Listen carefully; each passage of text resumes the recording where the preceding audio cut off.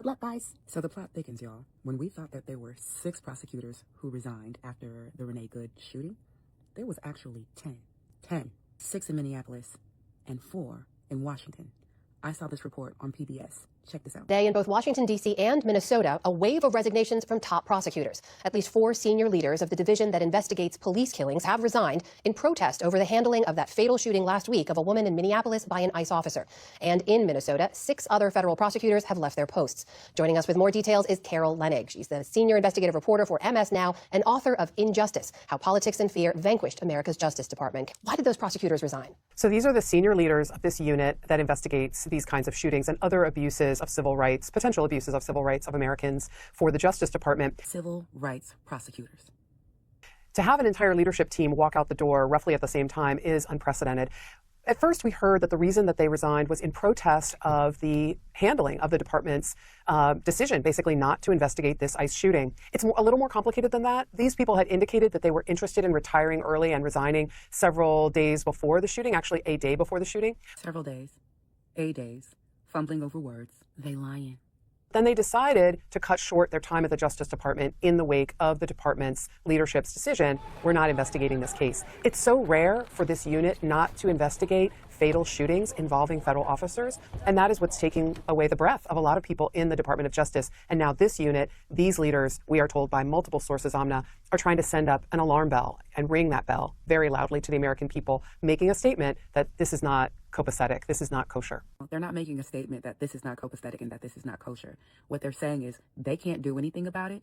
They're out of there. The statement that they're making is that we're cooked. So what about the resignations that we saw in Minnesota? The federal prosecutors in the U.S. Attorney's Office there reportedly, according to the New York Times, also resigning in protest of the DOJ's reluctance to investigate the ICE officer here, but also reportedly because they say they were being pushed to investigate Renee Good herself. What do we know about that? We know very little other than at MS Now, we've confirmed that good reporting that indeed those people have resigned, 6 federal prosecutors in the U.S. Attorney's Office based in Minneapolis, and that their reasoning for resigning is multi-layered. One, disappointment with Maine Justice and how they're handling this matter. You know, the Assistant Attorney General for Civil Rights, Harmeet Dillon, has told her staff as of Friday last week that they were not going to investigate, but also concerns about investigating Good herself. Remember, just to set the table here, Amna, the President of the United States and the Vice President, J.D. Vance, both within 36 hours of Good's death, declared that the ICE officer was in the right, that the shooting was justified, without any evidence really being gathered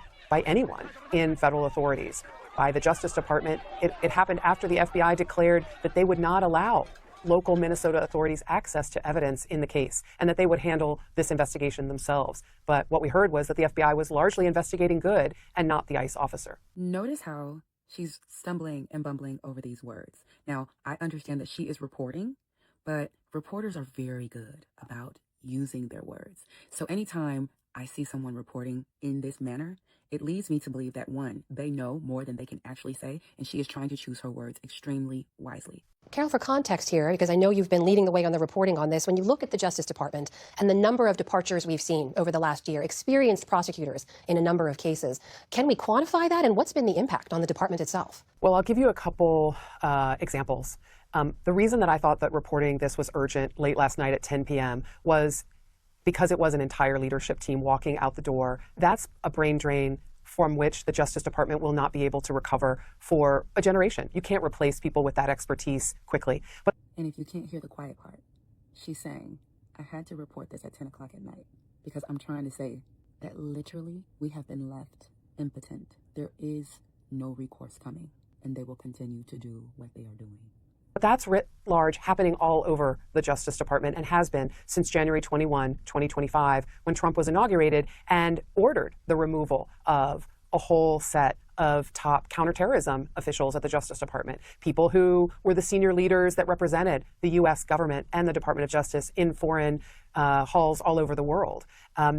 The removal of all of the prosecutors who had handled the January 6th investigation, one after the other. The removal, about a month later in February, of all of the senior leadership of the FBI, the executive levels, people who protect us and intervene when there are terror plots abroad that are targeting the United States. The American people need to understand, if they haven't already gotten this message, that the sources that are talking to me and my competitors and my colleagues who cover this material, They are sending a loud signal that America needs to pay attention, that we are less safe because this expertise has been either forced out, fired, or has resigned in protest, as these most recent resignations signal. Y'all, these are U.S.